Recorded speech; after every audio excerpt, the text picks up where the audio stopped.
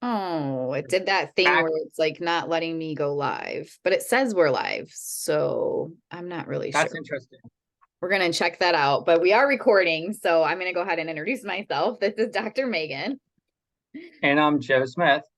and we're doing another live recording of the Do Better podcast. Hopefully, we think we are. We'll find We out. are. We are. Okay, perfect. So we do have an announcement to make. We've been enjoying trying to get this in on a weekly basis, but I'm kind of restructuring things a bit for 2024 with Do Better and the activities we're doing. So we're going to do, unless Joe and I end up having a conflict, the third, I think that's what I picked, but I'll double check. I think it's either the second or the third. I need to confirm.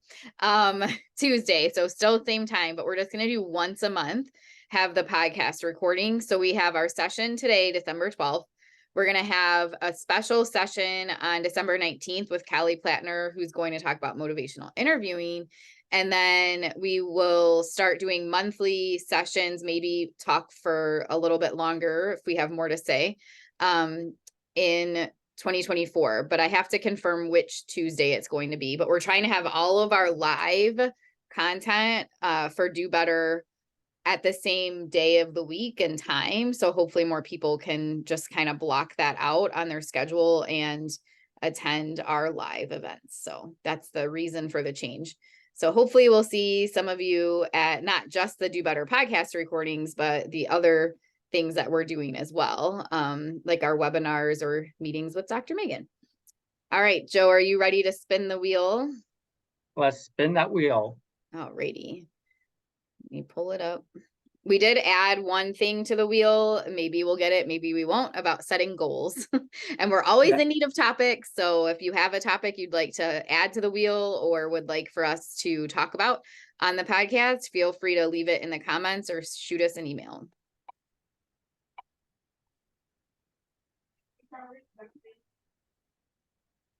Oh, you got your coffee mug for this? Well, got mine.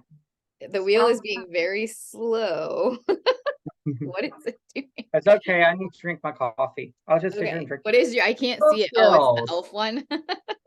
Mine is one that I got from when well, you can't really see it because of the green screen. There we go. Bloomington. For when I Nice. presented Nice. at the Indiana Association, Hoosier Association. All right. So our topic is soft skills. Sorry, what'd you say, Joe? Oh, sorry. I was just thinking, like, that's a great idea. Like, every time I go to conference, I need to buy a mug in that city. Yeah, there you go. I like You'll that have a idea. lot of coffee mugs at some point. I I used to haven't. do that when I would travel, but it was when I was younger. I started, I think, in college when I would go places getting a shot glass because they were Yep. wanted a souvenir and they're usually only like $3 to $5. And in college, I didn't have a ton of extra money. And of course, in my 20s, a shot glass seemed like a fun thing to do. But then once I started traveling so much, it kind of became a bit like I had way too many shot glasses, especially for my age. So I stopped doing that, but maybe I could switch to coffee mugs too. Yeah. That might make more sense. All right. I went first last week. Do you want to go first today talking about soft skills? This is a very broad topic. I don't even remember why we put it on here. So anything about soft skills that you would like to discuss.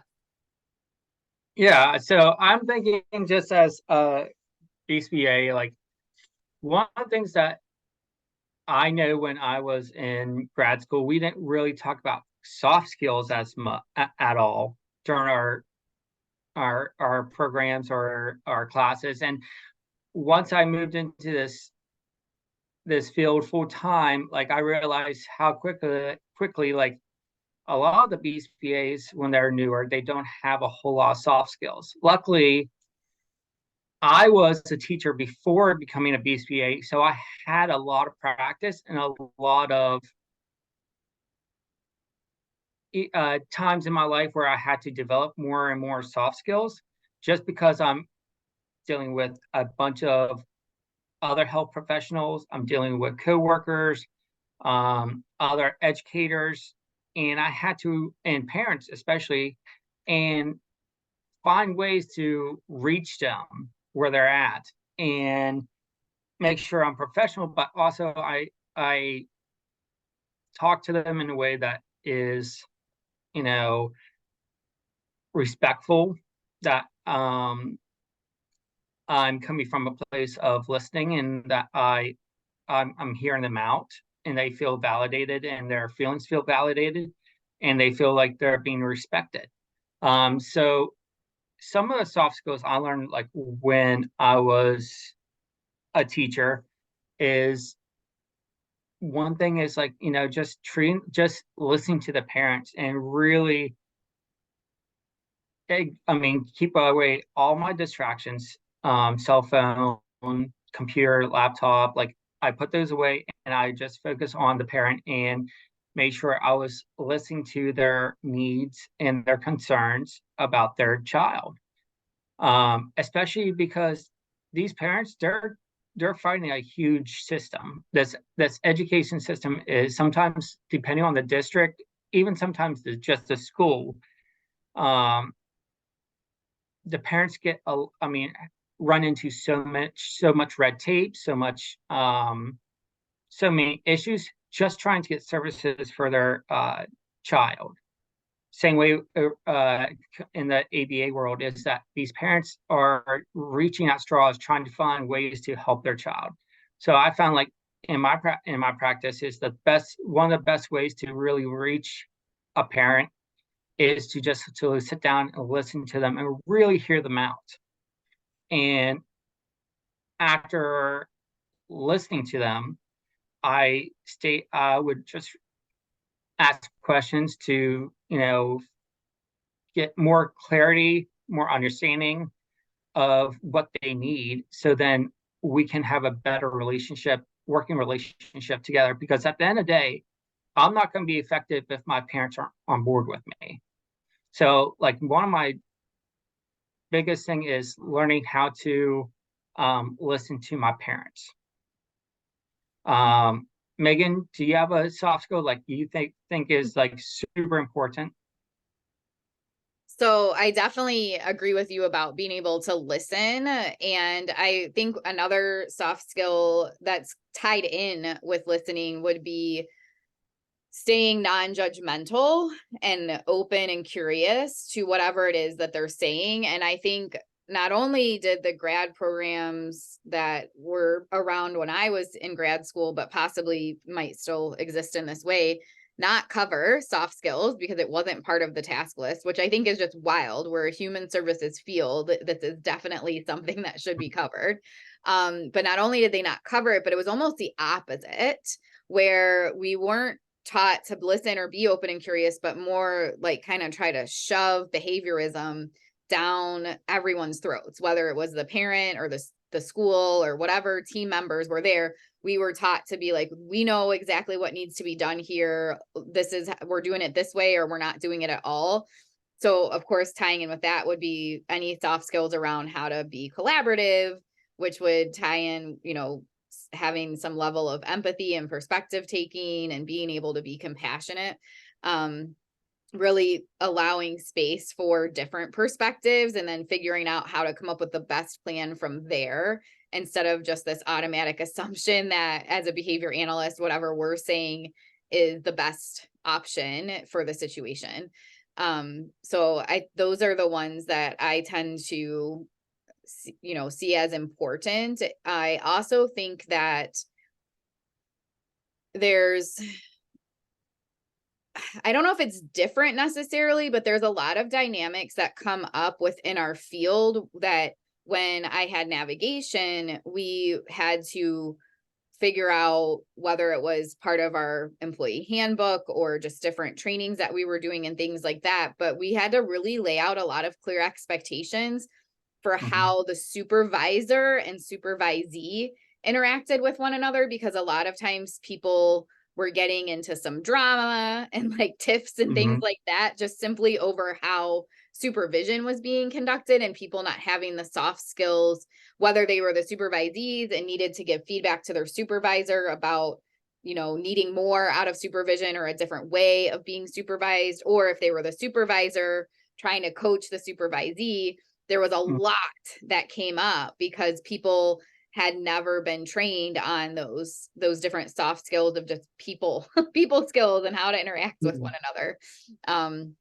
So those are what come up for me. One of the things that I was wondering, Joe, when we're talking about this topic is, are there any resources that you've used that you found are helpful with soft skills? And then there's a whole separate piece that I'm not going to talk about today, but I'm going to update our wheel because I think there's something really important that we have to consider around soft skills and being neurodiversity affirming. Because sometimes what happens is people engage a certain way and someone has an expectation of what's professional or what is compassionate or empathetic or whatever, and it doesn't go that way, and they're not giving space for like diverse ways of interacting with one another. So you see these unnecessary again, like kind of drama-y issues come up, and that especially sometimes with like the families we work with and whatnot, or just different cultures, different cultural pieces. So I'm going to add for soft skills a topic on the wheel about soft skills and like being culturally, having cultural humility and being like neurodiversity affirming, because I think that's a whole separate topic we could do another 15 to 30 minutes on. But resources, are there any resources that you found helpful for soft skills? I think like as far as for me, like a lot of the resources I found is through um developing soft skills is just partly just being a teacher and being in a place where I want to be compassionate and I want to work with my students and families and just having this mindset of this is what I mean, like, in order to reach them, like I got to work with them. I think a lot, also another part of my background um, is just also being a Boy Scout too, is just that, understanding that, part about being a Boy Scout is you're kind, helpful, friendly, and just having those, that background for me really helped me succeed in high school, college, and throughout my life. I would say other resources is just listening to some of podcasts that I have listened to. We talked last week about Ryan Holiday, who's a Stoic and philosopher, and he is his and Stoicism is based on these virtues, on and focusing on what you can control, which I love. I love the idea of like knowing that you can control your own behavior and how you show up is huge, and reflecting on your practices as a practitioner throughout your career is going to be huge. I did do a training with Tommy Perry on ACT, and I think ACT has been a great resource as well. What about you, Megan? That's a lot of resources. So for me, off the top of my head, I think the different courses that I did with compassionate listening really helped in terms of it's not specifically, a broad range of soft skills. It's obviously focused on the listening piece of it, but I found that to be very helpful. I honestly would have to reread the book at this point, but early in my career, there was the book from Dr. Bailey and Birch, the 25 Essential Skills for Behavior Analysts. That one I think is helpful. And given when it was written and just the way, society and everything was at that time, I think there are likely aspects of it that would need to be updated again to be more aligned with neurodiversity affirming and cultural humility and things like that.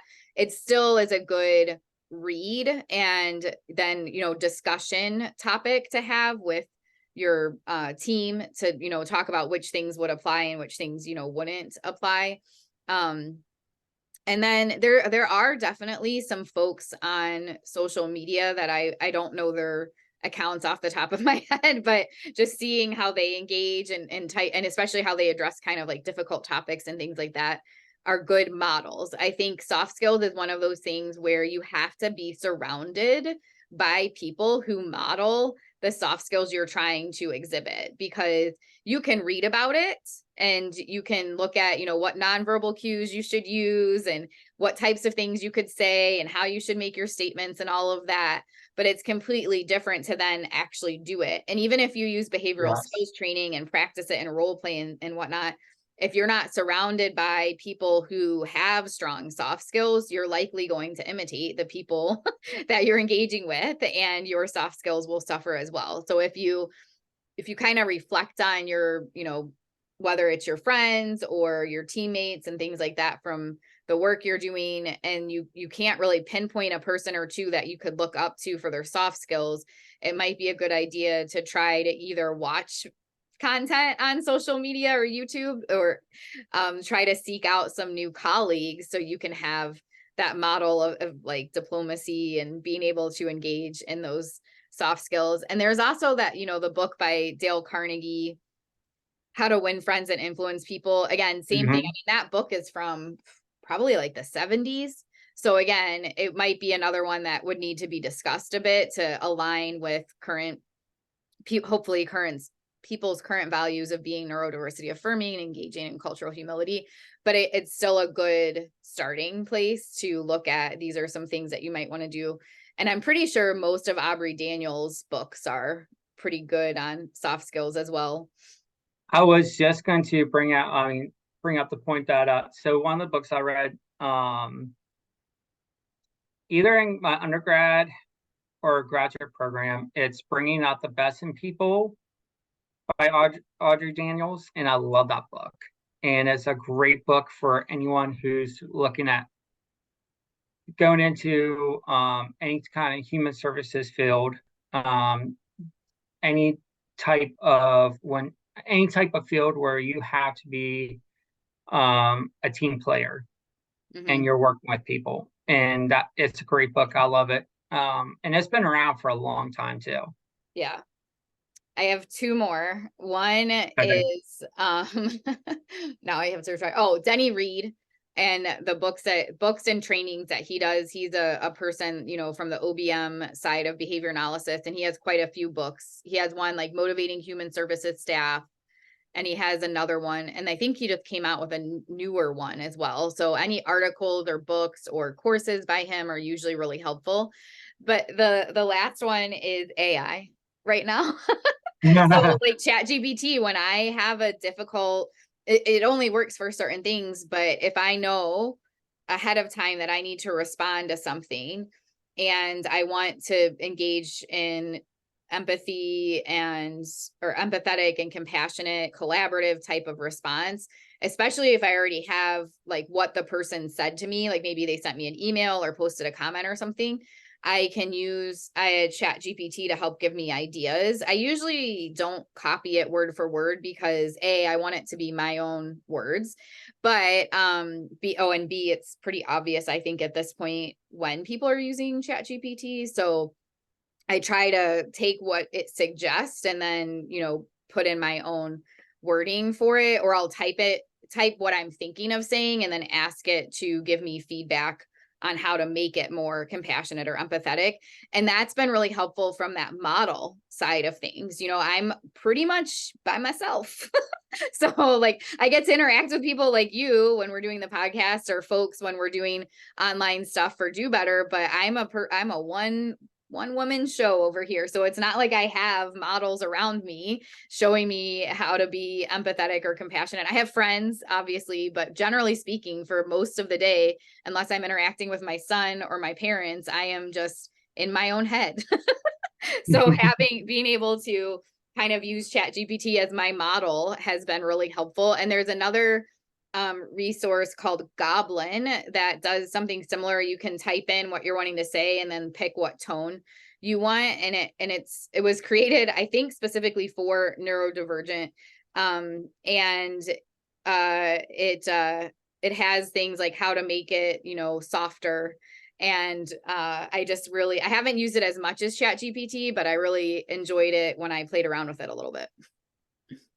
And then on top of that, I forgot one person too. Is like I have to say her name. Brene Brown's work as well is amazing to as amazing work as well. I love her books, especially like Dare to Lead as well. And she does a lot of great research and discuss on soft skills and how to also work on, how to uh, lead people, how to about emotions as well. So I love her work. Yes. Yep. She's great too. I'm still fascinated that we're getting through these topics so quickly. I guess this is what happens when we get to randomly talk about things and we're not prepping for a week or month or something. Because when you Yeah, have the opportunity to come up with points for like days, then I can just never stop talking. But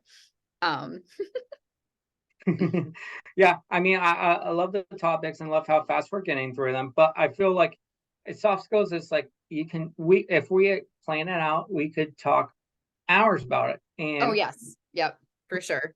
So that being said, if anyone has resources that they have found helpful, especially for training themselves or others on the use of soft skills, please send them to us or drop them in the comments. And if there's anything else you were hoping we'd talk about relating to soft skills or particular areas of difficulty, let us know about those as well, and we can touch on those in a future episode. Anything else to add for today, Joe? No, but I do want everyone to be ready for next week because next week will be amazing. Yes. And I'm looking forward to excited about that. Callie, yes. Wonderful. And I'm excited to dive in on motivational interviewing in a bit more detail. So definitely try to join us live on the 19th if you can, and you can ask Callie some questions as well. All right. Awesome. Bye, everybody. Bye. Go forth and do better.